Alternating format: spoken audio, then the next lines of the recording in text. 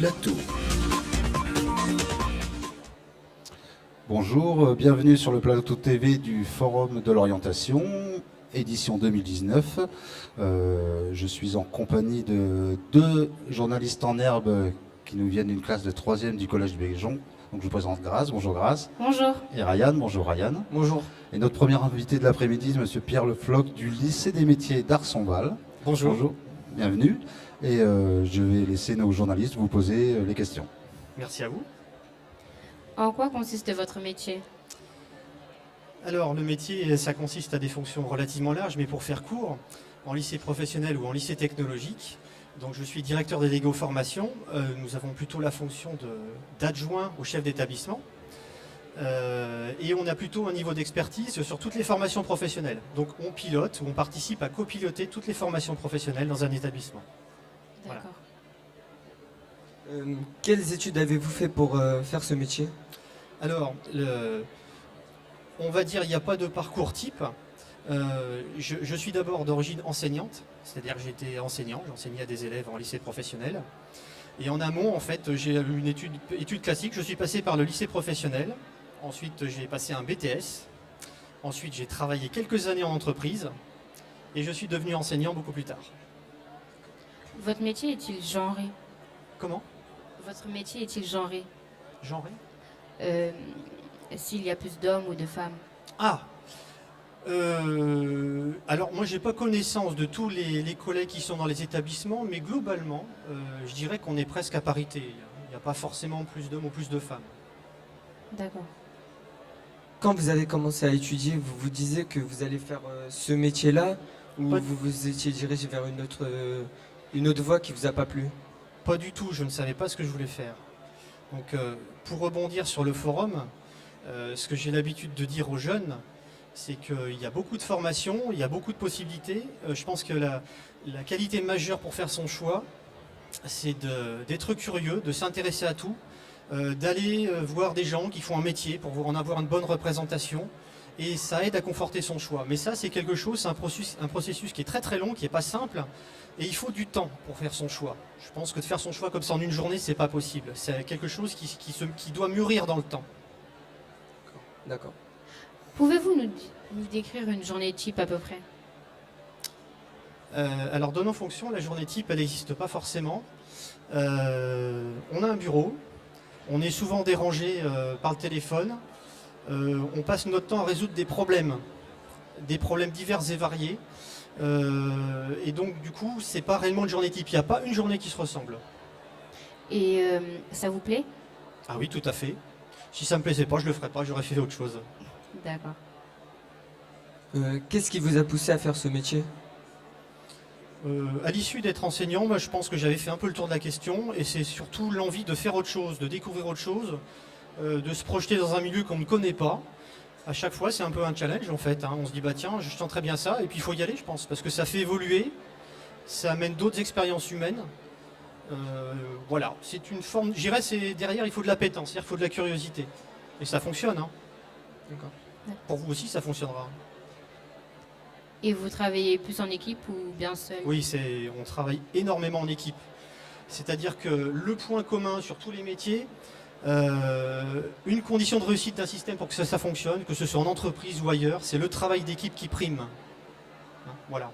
Et vous aimez aussi le fait de travailler en équipe? Bien sûr, c'est d'autant plus riche.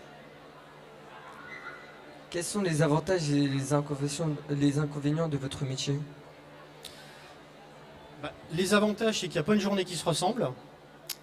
Puis je dirais que quand on exerce une fonction, un métier qui nous plaît, on y voit que des avantages. Après, les inconvénients, c'est qu'on n'est pas forcément concentré toute la journée parce qu'on est beaucoup dérangé, soit par le téléphone ou par d'autres paramètres. Et donc du coup, c'est un peu frustrant parce que quand on fait un planning de la journée, on doit le tenir, on ne le tient pas parce qu'en fait, on a fait tout autre chose. Donc là, c'est le côté un peu frustrant. Votre métier nécessite-t-il de la mobilité? Il peut engager de la mobilité, oui, tout à fait. On peut soit rester dans un même lycée tout le temps, ou on peut être amené à changer, à se déplacer, ou à même exercer d'autres fonctions, bien sûr. Ça vous est déjà arrivé? La mobilité, oui. D'accord. Et vous êtes du coup allé dans des collèges ou des lycées? Alors non, moi j'ai toujours été en lycée professionnel, mais je viens du département, au départ je viens du département de l'Allier, du côté de Vichy. D'accord. Après j'ai remonté dans le Berry, dans le Cher, et là actuellement je suis en Touraine. D'accord. Voilà. Comptez-vous rester dans ce métier à long terme? Pour le moment oui, mais je n'exclus pas de faire autre chose. Faut toujours se poser la question. Et Oui. puis des fois c'est le fait de rencontrer une personne. Dans notre parcours, c'est le fait de rencontrer une personne, une occasion qui se présente et on l'avait pas prévu, mais des fois on y va parce qu'on se dit que c'est intéressant. Donc je suis bien incapable de vous le dire à ce jour, mais ça peut. Si vous comptez changer de métier, dans quelle voie irez-vous? Bon, j'ai pas encore d'idée précise. Avec les études que vous avez fait, quel métier aurait pu vous faire? Oh, j'aurais pu rester en entreprise. Hein, on peut après travailler en entreprise, en bureau d'études, avoir des fonctions diverses, être chargé d'affaires, enfin il y a plein de choses. D'accord. Est-ce que vous pouvez nous présenter les différentes formations ou spécialités du lycée d'Arsonval? Oui, bien sûr. Alors historiquement, le lycée d'Arsonval, c'est un lycée des métiers d'art, une forte coloration métiers d'art. Et puis on a deux filières qui sont liées plutôt à l'aménagement et à l'agencement d'espace. Alors qui dit métier d'art dit création, démarche d'art appliqué. À partir d'un cahier des charges, on va conceptualiser les choses, faire de la maquette et faire une réalisation. C'est-à-dire qu'on fait la boucle, on ne s'arrête pas sur le concept. Donc on a une filière en ébénisterie qui s'articule autour du CAP et du brevet des métiers d'art. Ensuite, nous avons une filière tapisserie d'ameublement, qui est aussi un métier d'art. Donc là, en fait, les jeunes travaillent sur des sièges en garniture. Ils détournent les objets, c'est-à-dire qu'ils apportent de la couleur, ils apportent leur touche de création. On a les filières d'infographistes, donc là où c'est des jeunes qui travaillent sur de la maquette numérique pour faire tout ce qui est produit print, imprimé ou page web ou vidéo. Les métiers de l'enseigne et de la signalétique. Alors ici c'est un bon exemple, on est entouré de signalétique, hein, tout ce qui est les bâches, les enseignes lumineuses, etc. Ensuite, on a une filière qui s'appelle scénographe d'espace, commercial et culturel. Alors ça parle pas tellement, mais en fait c'est au travers de ces événements-là, on apprend aux jeunes à mettre en valeur des produits, soit dans une vitrine ou dans un espace. C'est-à-dire que pour favoriser la vente, on va créer un décor, par exemple autour d'une voiture, pour favoriser la vente. Mais c'est tout produit commercial, donc ça peut être du parfum, de l'outillage. La liste est longue. Et enfin, pour terminer, on a deux filières. Le peintre décorateur, nous sommes ici présents sur ce stand, où là, en fait, les jeunes vont appréhender dans un volume, en fait, appliquer des produits de finition, de déco, faire de l'aménagement en mettant en œuvre la plaque de plâtre. Donc c'est une filière relativement large et qui est très intéressante. Et puis une filière agencement bureau d'études, où là, en fait, les jeunes travaillent sur informatique, font des plans techniques et des quantitatifs. Et ils travaillent avec des projets d'architectes. Voilà. Je ne rentre pas trop dans le détail parce que c'est assez compliqué comme ça à comprendre très rapidement. Voilà. Y a-t-il un nombre de places limité? Oui. Nous sommes le seul établissement de la région à avoir l'entité lycée des métiers d'art. Donc en fait, on a des effectifs qui ne sont pas très importants. Hein. Les plus petits effectifs, c'est des classes de 12. Hein, au niveau des métiers de l'enseigne et de l'infographie. Sinon, globalement, on est sur des groupes de 15. Alors, c'est des petits effectifs parce que là, c'est quand on est dans les domaines professionnels. Après, quand ils sont en enseignement général, ils sont regroupés par classe. Où là, on est sur des effectifs de 20 à 24 élèves.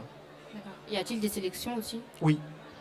Il y a des filières qui sont sélectives dans les métiers d'art. C'est-à-dire il faut qu'on puisse jauger si le jeune il maîtrise le croquis, le dessin, s'il a des aptitudes particulière pour se projeter dans cette formation. Il ne s'agit pas de tromper les jeunes, hein. On s'assure qu'ils ont le potentiel pour y arriver.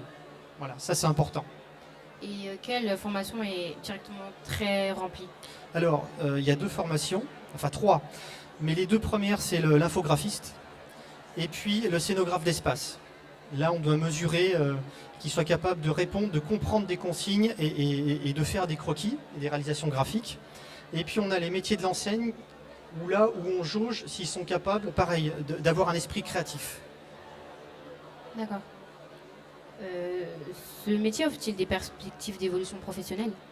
Alors, des perspectives professionnelles à moyen terme, parce que Bien entendu, là, nos jeunes préparent soit un CAP, soit un brevet des métiers d'art ou soit un bac pro, mais la plupart poursuivent leurs études en école de design, par exemple. Et puis il y en a d'autres, tout simplement, eux, leur objectif, c'est d'aller sur le terrain et de travailler. Voilà. Faut-il avoir un très bon niveau pour pouvoir entrer dans ces formations-là? Pour rentrer, Dans ces formations-là? très bon niveau, tout le monde le souhaite, le très bon niveau, mais moi j'aurais simplement dire un niveau correct. Et puis je dirais que le jeune se construit, je le disais tout à l'heure, en étant curieux, et en s'intéressant à plein de choses. Il y a la volonté derrière aussi qui fait que. Il ne suffit pas d'être très bon. Si on n'a pas la volonté et qu'on est très bon, ça ne fonctionne pas. D'accord. Voilà. Et si un élève est très bon mais il n'a pas envie de faire ça, est-ce que vous l'aidez dans son orientation? Oui, on est là pour ça. C'est-à-dire qu'à un moment donné, c'est pas parce qu'il vient au lycée d'Arsenval qu'on va vouloir le garder, c'est qu'on va travailler le projet avec lui, avoir des dispositifs pour lui faire découvrir d'autres choses, pour l'aider à choisir son orientation. Est-ce que les élèves ont des stages ou des périodes en milieu professionnel, en entreprise? Oui. Alors tout dépend, je ne vais pas rentrer dans le détail au niveau des filières, mais en gros, ils ont entre 16 et 22 semaines de stage en entreprise réparties sur 3 ans ou 2 ans suivant les diplômes. Ça c'est important, parce que la formation, elle est aussi chez les professionnels. C'est une formation conjointe complémentaire entre le lycée et l'entreprise. Pouvez-vous nous dire quelles matières sont plus enseignées pour les élèves?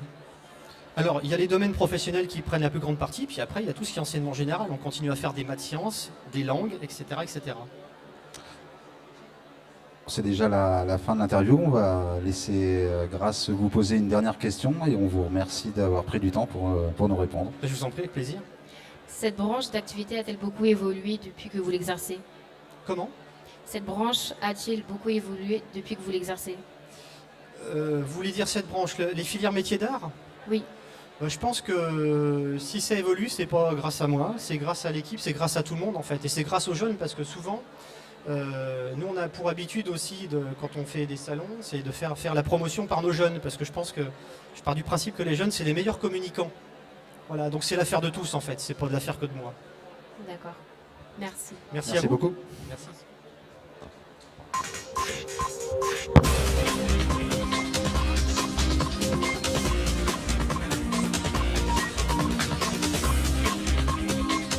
L'interview plateau.